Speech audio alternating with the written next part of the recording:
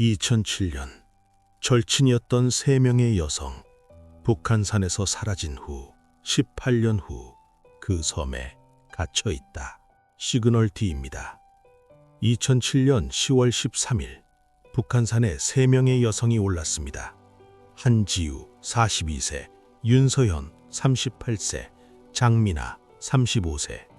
7년간 함께 산을 오른 절친. 하지만 그들 사이에는 아무도 모르는 균연이 있었습니다. 오후 3시 12분 마지막 촬영. 3명이 함께 웃고 있는 영상. 하지만 22분 뒤 그들은 영원히 사라졌습니다. 8일 후 발견된 가방. 18km 떨어진 곳에서 나온 메모리 테이프. 그 안에 담긴 22분간의 진실. 1억 2천만 원의 빚, 백호에라 불리던 사채 조직, 그리고 중국 삼합회와의 연결고리. 세 여성은 이름 모를 섬으로 팔려갔습니다. 그들은 겉으로는 가장 친구였지만 속으로는 서로를 질투했습니다. 남편의 재산, 자녀의 성적, 내연남의 존재, 그 모든 것이 비극의 씨앗이었습니다. 18년이 지난 지금도 그들은 돌아오지 않았습니다. 시그널 D, 지금 시작합니다. 2007년 10월 13일 토요일 새벽 5시 서울 송파구의 한 고급 빌라. 한지우의 휴대폰 알람이 울렸습니다. 42세의 고등학교 수학교사였던 그녀는 평소처럼 정확한 시간에 눈을 떴습니다. 키 168cm의 건장한 체형에 긴 생머리를 뒤로 묶은 스타일, 화장기 없는 날카로운 인상이었습니다. 거실로 나온 지우는 벽에 걸린 가족 사진을 보았습니다. 남편 김태준은 애기업 임원이었고 아들은 서울대 의대생이었습니다. 완벽한 가정. 하지만 그녀는 알고 있었습니다. 서연이가 자신을 얼마나 질투하는지. 같은 시각 마포구의 낡은 빌라. 38세 윤서연도 잠에 섞였습니다. 대형 로펌의 법률보조 사무원 일하던 그녀는 키 160cm의 통통한 체형에 웨이브진 단발머리, 도수 높은 안경을 쓴 차분한 인상이었습니다. 하지만 그날 아침 거울에 비친 얼굴은 핏기가 없었습니다. 서연은 탁자 위에 독촉장을 보았습니다. 1억 2천만 원. 선물 옵션 투자 실패로 진 빚이었습니다. 이혼한 전 남편은 양육비조차 주지 않았고 12살 딸은 학원비를 독촉했습니다.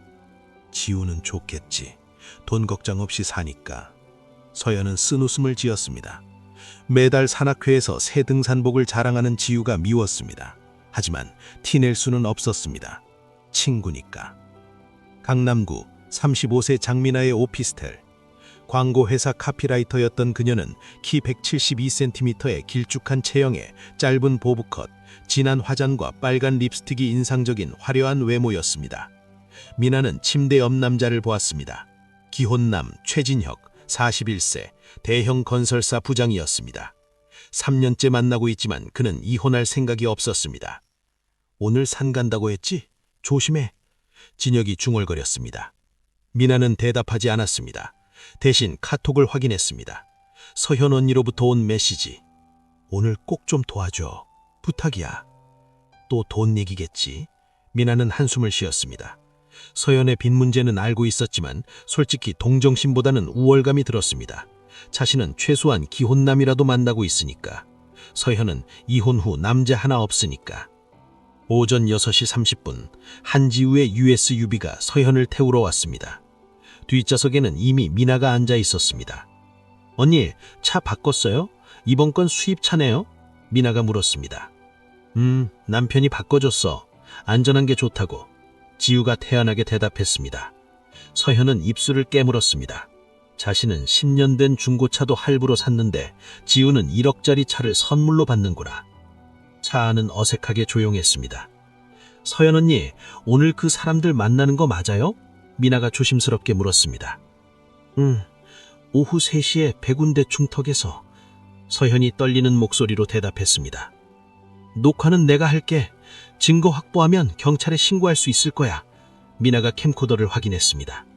하지만 지우는 불안했습니다. 정말 이렇게 하는 게 맞아? 차라리 변호사 선임하는 게.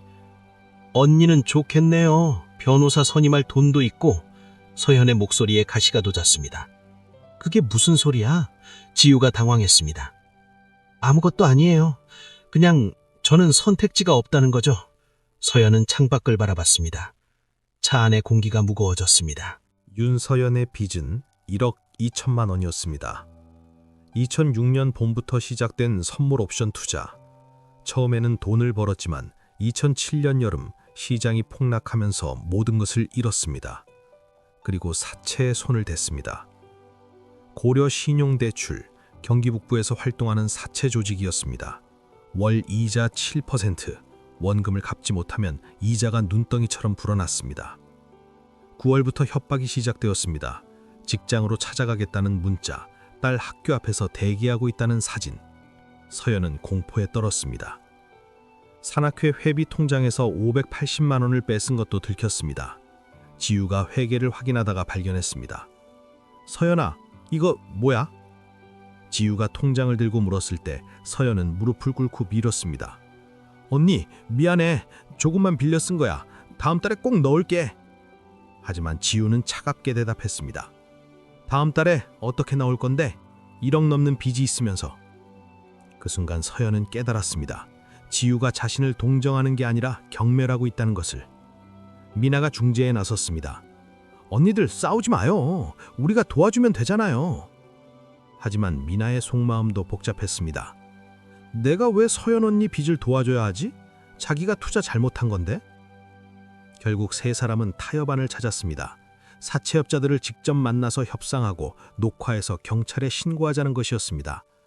하지만 그것은 치명적인 실수였습니다. 오전 10시 세 사람은 북한산 우이동 입구주차장에 도착했습니다. 가을 단풍이 절정에 이른 북한산은 등산객들로 붐볐습니다. 오후 5시까지는 꼭 내려와야 해. 저녁에 남편 파트너들 만나는 약속 있어. 지우가 시계를 확인했습니다. 미나는 속으로 혀를 찼습니다. 또 자랑이네. 남편 파트너 모임. 오전 10시 30분 탐방 안내소에서 입산 신고를 했습니다. 100군데 코스 오후 5시까지 하산 예정. 지우가 서류를 작성했습니다. 오전 11시 42분 100군데 입구 매점. 생수 3개, 초코바 4개 주세요. 미나가 계산을 했습니다. 미나야, 내가 살게. 지우가 지갑을 꺼냈습니다. 됐어요, 언니. 제가 낼게요. 미나는 거절했습니다. 지우의 이 같은 태도가 싫었습니다. 오후 12시 10분 세 사람은 100군데 중턱으로 향했습니다. 등산로는 점점 가팔라졌고 등산객들도 줄어들었습니다. 언니, 여기서 영상 찍어요. 미나가 캠코더를 꺼냈습니다. 그렇게 촬영된 영상들, 아름다운 단풍과 바위, 그리고 세 사람이 함께 웃으며 손을 흔드는 영상. 하지만 그들의 미소는 진심이 아니었습니다. 각자 속으로는 다른 생각을 하고 있었습니다. 지우는 생각했습니다. 오늘만 지나면 서연이랑은 거리 둬야겠어. 저런 빚쟁이랑 같이 다니다가 우리 집안 망신당하겠어. 서연은 생각했습니다. 지우 언니는 나를 친구가 아니라 아래로 보는구나. 미나도 마찬가지고 다들 속으로는 날 비웃고 있어. 미나는 생각했습니다. 둘 다 위선자야. 지우 언니는 돈 자랑만 하고 서연 언니는 피해자 코스프레만 하고. 오후 2시 40분 인천에서 온 등산객 정혜준이 세 여성을 목격했습니다. 세 분이 뭔가 심각한 대화를 하고 계셨어요. 분위기가 좋지 않았습니다. 실제로 그들은 언쟁을 벌이고 있었습니다. 나도 힘들다고. 왜 내가 네 빚까지 책임져야 해? 지우가 처음으로 본심을 드러냈습니다. 그럼 처음부터 도와준다고 하지 말든가. 서연이 소리쳤습니다. 언니들 그만해요. 미나가 말렸지만 소용없었습니다. 너는 뭔데 끼어들어? 유부남이랑 놀아나는 주제에. 지우가 미나를 향해 쏘아붙였습니다. 미나의 얼굴이 창백해졌습니다.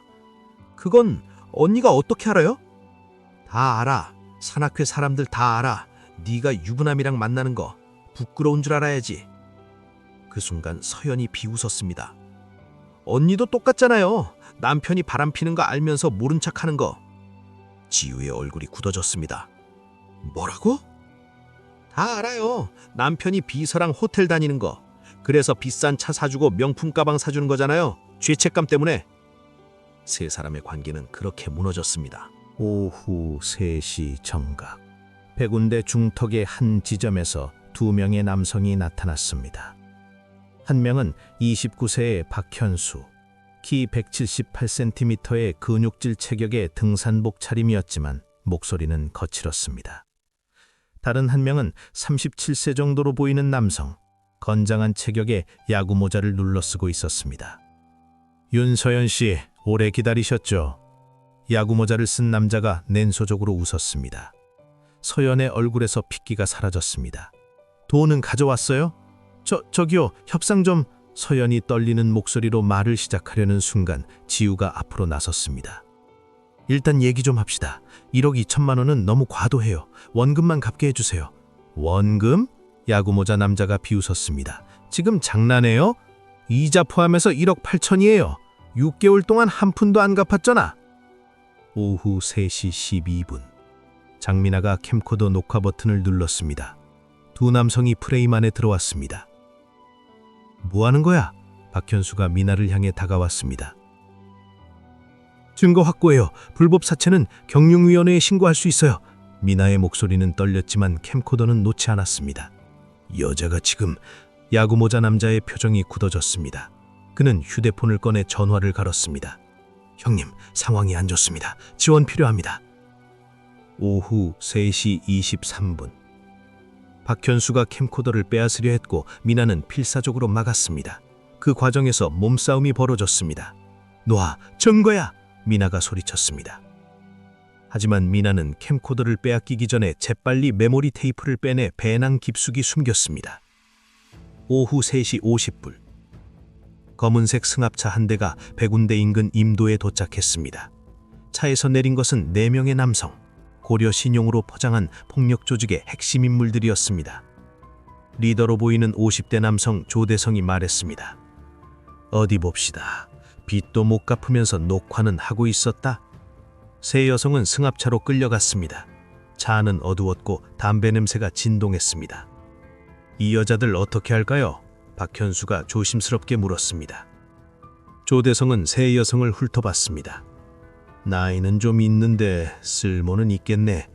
그의 눈빛이 음란하게 태어냈습니다. 형님, 그건... 박현수가 말을 더듬었습니다. 닥쳐. 빚도 못 갚는 년들이 경찰 신고, 버릇을 가르쳐야지. 승합차는 경기도 외곽의 한 폐야로 향했습니다. 오후 6시, 폐야. 세 여성은 결박동한 채 바닥에 누워 있었습니다. 조대성이 다가왔습니다. 1억 8천, 이자 포함해서 어떻게 갚을 거야? 돈은 제가 마련할게요. 시간만 주세요. 서연이 울먹였습니다. 시간? 조대성이 비웃었습니다. 6개월 동안 주었잖아. 이제 다른 방법으로 갚아야지. 그는 지우를 봤습니다. 남편이 대기업 임원이라며? 전화해. 1억 가져오라고 해. 지우는 고개를 저었습니다. 안 돼요. 남편이 알면... 알면 어쩔 건데? 조대성이 지우의 얼굴을 때렸습니다. 전화 안 하면 딸년이 어떻게 되는지 보여줄까? 지우는 떨리는 손으로 전화를 걸었습니다. 하지만 남편은 받지 않았습니다. 저녁 모임 중이었습니다. 안 받네. 조대성이 혀를 찼습니다. 쓸모없는 년. 그는 미나를 봤습니다. 너는 유부남이랑 놀아난다며? 그 남자한테 전화해봐. 미나도 전화를 걸었습니다. 하지만 진혁도 받지 않았습니다. 다들 쓸모가 없네. 조대성이 중얼거렸습니다. 그때 그의 휴대폰이 울렸습니다. 중국어로 대화가 오갔습니다. 통화를 끝낸 조대성이 웃었습니다. 운이 좋네. 물건 필요하다는 연락이 왔어. 물건이요? 박현수가 물었습니다. 중국 삼합회 쪽이야. 섬 쪽에 인력이 필요하다고. 노동자나 첩대부로. 박현수의 얼굴이 창백해졌습니다. 형님, 그건 너무 뭐. 인연들이 선택한 거야. 빚도 못 갚으면서 경찰 신고하려고 했잖아. 조대성은 부하들에게 지시했습니다. 일단 배로 싣기 전에 조금 재미 좀 봐야겠어. 물건 테스트도 해야 하고. 그날 밤 폐가에서 끔찍한 일이 벌어졌습니다. 조대성과 부하 2명이 세 여성을 차례로 성폭행했습니다. 한지우는 저항했지만 소용없었습니다. 조대성이 그녀를 짓밟으며 중얼거렸습니다. 대기업 임원 와이프가 이런 꼴 당하네. 남편한테 자랑해봐. 윤서현은 울면서 빌었습니다. 제발요. 딸이 있어요. 제발. 딸? 걱정 마.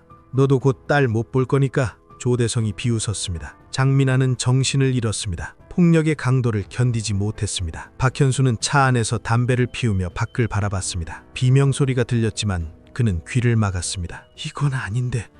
이건 너무 심한데. 하지만 그는 아무것도 하지 못했습니다. 10월 14일 새벽 3시 세 여성은 트럭에 실렸습니다. 목적지는 인천항이었습니다. 중국배가 새벽 5시에 출항해 거기 실어 조대성의 지시였습니다. 어느 섬으로 가요? 부하다 물었습니다. 모르지.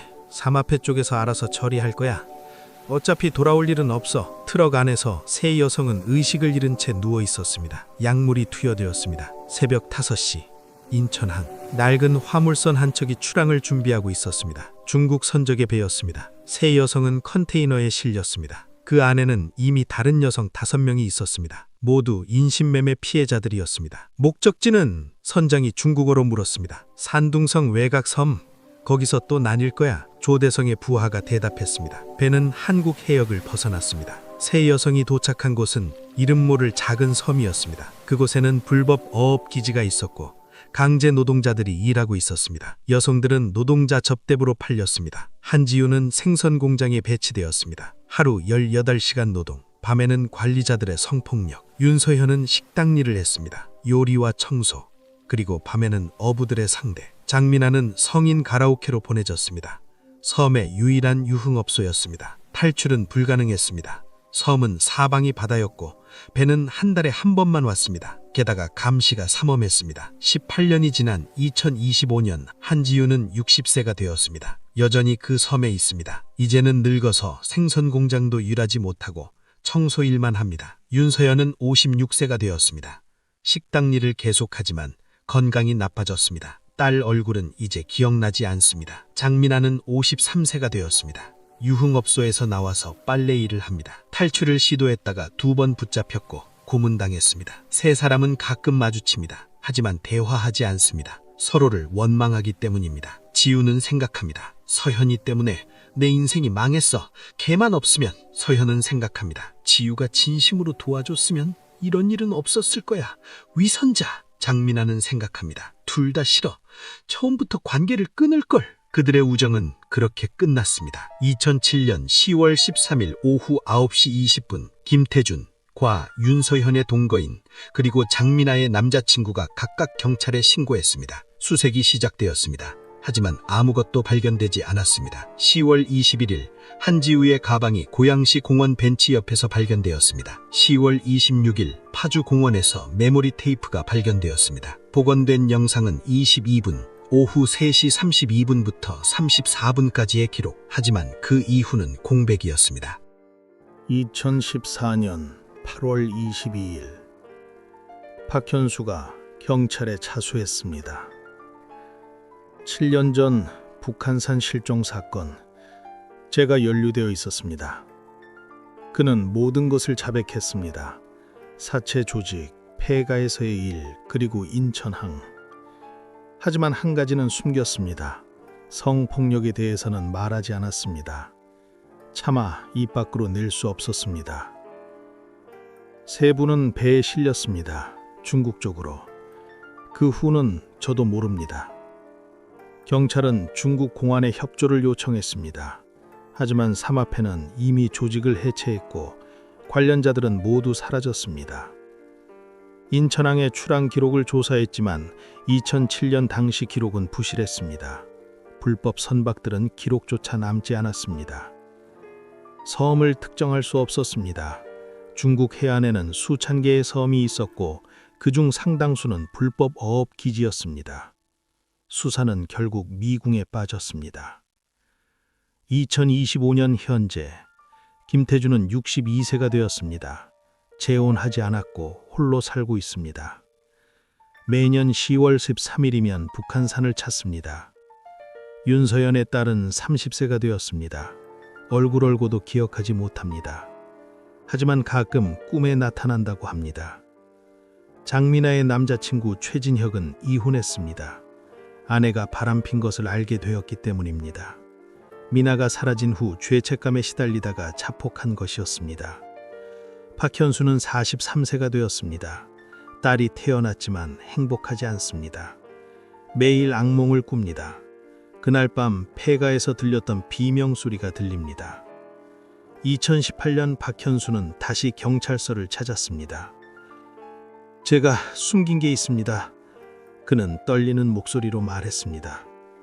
폐가에서 조대성과 부하들이 세 여성을 성폭행했습니다. 저는 보고만 있었습니다. 경리는 기록을 작성했습니다. 하지만 조대성은 이미 2016년 교통사고로 사망했습니다. 부하들도 모두 행방불명이었습니다. 추가 수사는 불가능했습니다. 박현수는 법정에서 증언했습니다. 하지만 피해자들이 없으니 재판도 진행되지 않았습니다. 그는 다시 일상으로 돌아갔습니다. 하지만 평생 이 죄책감을 안고 살아갈 것입니다. 북한산 백운대 중턱, 그곳에는 작은 추모비가 있습니다. 한진우, 윤서현, 장민아를 기억합니다. 2007년 10월 13일. 하지만 그 추모비는 거짓입니다. 세 여성은 죽지 않았습니다. 여전히 살아 있습니다. 이름 모를 섬에서. 하지만 그들은 돌아올 수 없습니다. 탈출할 방법도 연락할 방법도 없습니다. 18년 동안 그들은 노예로 살았습니다. 이 사건이 우리에게 남긴 질문들이 있습니다. 첫째, 친구란 무엇일까요? 한지우, 윤서연, 장민아는 7년간 함께 산을 올랐습니다. 하지만 겉으로만 친구였습니다. 속으로는 질투하고 경멸하고 이용했습니다. 지우는 서연을 동정의 대상으로 보았습니다. 서연은 지우의 부를 질투했습니다. 미나는 둘 다 위선자라고 생각했습니다. 진정한 우정이었다면 이런 비극은 일어나지 않았을지도 모릅니다. 진심으로 도왔다면 사채업자들을 만나지 않았을지도 모릅니다. 우정이라는 이름으로 포장된 위선, 그것이 비극의 씨앗이었습니다. 둘째, 빚의 끝은 어디일까요? 윤서연의 1억 2천만 원, 그 빚이 세 여성의 인생을 파괴했습니다. 선물 옵션, 사채, 불법 조직, 인신매매, 빚은 끝없이 더 큰 지옥으로 이어졌습니다. 2025년 지금도 똑같습니다. 가상화폐, 주식, 레버리지 투자, 빚은 형태만 바뀌었을 뿐입니다. 그리고 사채는 여전히 존재합니다. 합법을 가장하고 SNS로 접근하고 더 교묘하게 사람들을 파괴합니다. 당신이 지금 빚 때문에 고민하고 있다면 제발 법적인 방법을 찾으세요. 사채는 절대 해결책이 아닙니다. 파멸의 시작일 뿐입니다. 셋째, 인신매매는 과거의 일일까요? 2007년 세 여성이 중국으로 팔려갔습니다. 2025년 현재도 인신매매는 계속되고 있습니다. 동남아, 중국, 중동, 매년 수만 명이 사라집니다. 강제노동, 성매매, 장기밀매. 당신이 생각하는 것보다 훨씬 가까운 곳에서 일어나고 있습니다.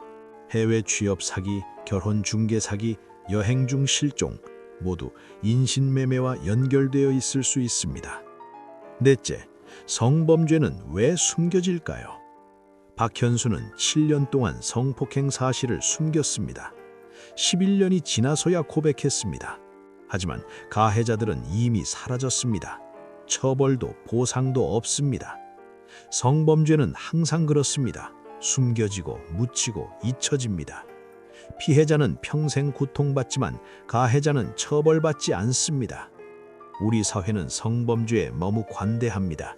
특히 조직범죄, 인신매매와 결합된 성범죄는 더욱 그렇습니다. 다섯째, 18년이라는 시간. 2007년에 사라진 세 여성, 2025년 지금도 살아있습니다. 하지만 돌아올 수 없습니다. 42세, 38세, 35세였던 그들은 이제 60세, 56세, 53세가 되었습니다. 청춘을 빼앗겼고 가족을 잃었고 인간의 존엄을 짓밟혔습니다. 18년 동안 그들은 노예로 살았습니다. 앞으로도 계속 그렇게 살 것입니다. 시간은 잔인합니다. 피해자에게는 더욱 잔인합니다. 한지우, 윤서연, 장민아. 2007년 10월 13일 북한산에서 사라진 세 여성. 우리는 그들을 기억합니다. 하지만 기억만으로는 부족합니다.